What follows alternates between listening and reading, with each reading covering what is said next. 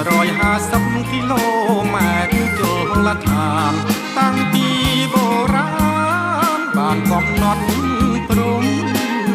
ប្រធានបទទេសចរតាមដងទន្លេសម្រាប់ការថែអភិវឌ្ឍសហគមន៍បនទន្លេយើងរុងរឿងសំរុំក្រចាស់ជួបជុំភូមិភាគអេសានអោស្រុកសំបូរសម្បត្តិវប្បធម៌ព្រះវិហារសស100បុរាណចែកដីវប្បភ័ក្របាយដាំងអេសានមន្ត្រីសិក្សាបានផ្សាយព្រះជន្មអភ្នំសំបឹងស្រុកចិត្តបរិយសម្បូរកាល័យស្រីខ្មាំងមានមុនឯវត្តនេះកសែនក្របមើលនេនធន់លួចរៀនសិលមុនត្រៃវេទវិជ្ជារកាកណ្ដាលសែនវិសាលស័ក្តិខេត្តក្រុងអភិរក្សបុរាណនេះ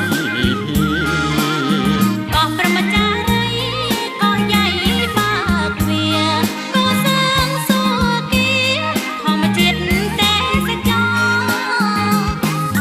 កោះសុក្រំធម្មជាតិធំដា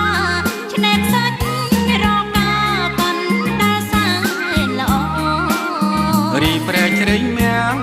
ទីតាំងទេងសចរភ្នំព្រះវប្បធម៌លព្រៃកគីតាព្រំធម្មជាតិបៀតស្នួលឃុំខ្សឹបកោះត្រង់ញញឹមសហគមន៍រមនីកោះផ្ដៅធម្មជាតិទៀតល្អគ្មានពីរអនុស្សាវរីយ៍ទីស្រុកសម្បូរសួនស្នេហ៍ថ្មបាំងទាំងសែងសូរិយាសាងសួនស្នេហាចាជាប់លួងមនោក្រចែងក្រុងក្រៃសម័យដែលចូលទេសចរអេកូលំហូរទ្វេគុណ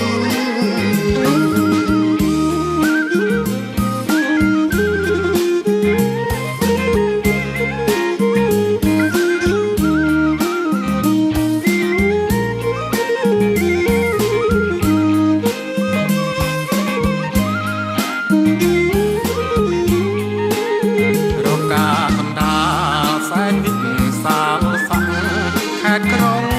អភិរក្សបុរាណនេះកោះព្រហ្មចារីកោះใหญ่បាទ្វារកោះសាងសុគាធម្មជាតិទេសចរកោះសុក្រំធម្មជាតិធំដាឆ្នេរខ្សាច់រកាកណ្ដាលសាយល្អរីព្រែកជ្រៃមាំងទីតាំងទេងសចរភ្នំព្រះវប្បធម៌លព្រៃកគីតាព្រំធម្មជាតិបៀតស្នួលឃុំខ្សឹបកោះត្រង់ញញឹមសហគមន៍រមនីកោះផ្ដៅធម្មជាតិទៀតល្អគ្មានពីរអនុស្សាវរីយ៍ទីស្រុកសម្បូរសួនស្នេហ៍ថ្មបាំងទាំងសែងសូរិយាសាងសួនស្នេហាចា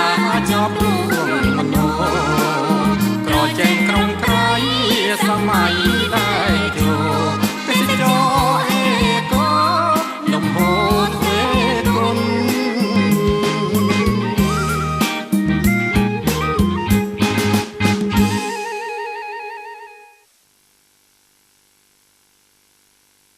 កម្ពុជាព្រះរាជាណាចក្រអច្ឆរិយៈ